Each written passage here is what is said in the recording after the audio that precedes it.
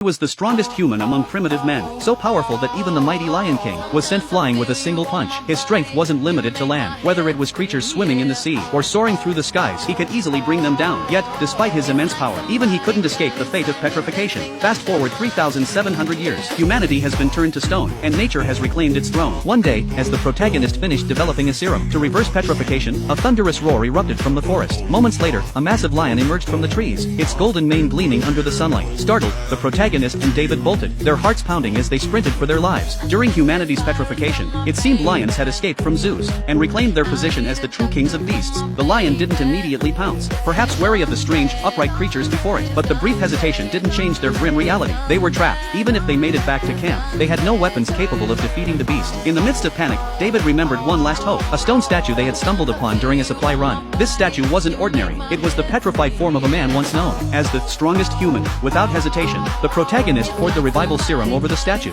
As the lion's pride slowly encircled them, cracks began to spread across the statue, starting from its eyes. And then, with a sudden burst of motion, the man came alive. In a single, earth-shaking punch, he brought the lion down. The remaining lionesses froze in fear, and with just one glare from the revived warrior, they turned tail and fled into the forest. Relief swept over the duo, but the protagonist couldn't help but worry. What if this man was dangerous? In a world without guns, there was no way to stop someone with such overwhelming strength. Thankfully, the Lion King, as he was soon nicknamed, seemed to be a man of justice. With his unparalleled strength, the group's food problems were solved instantly. Before, the duo survived on wild vegetables and mushrooms, occasionally hunting small animals when luck was on their side. But the Lion King? He was on a completely different level. Wild boars on land, birds in the sky, and fish from the sea. All were easily caught and brought back. One evening, as the protagonist smoked fish for preservation, the Lion King silently walked up to a nearby boulder. With a single punch, he shattered it into rubble. The sheer display of strength left the protagonist speechless, not from fear, but from awe.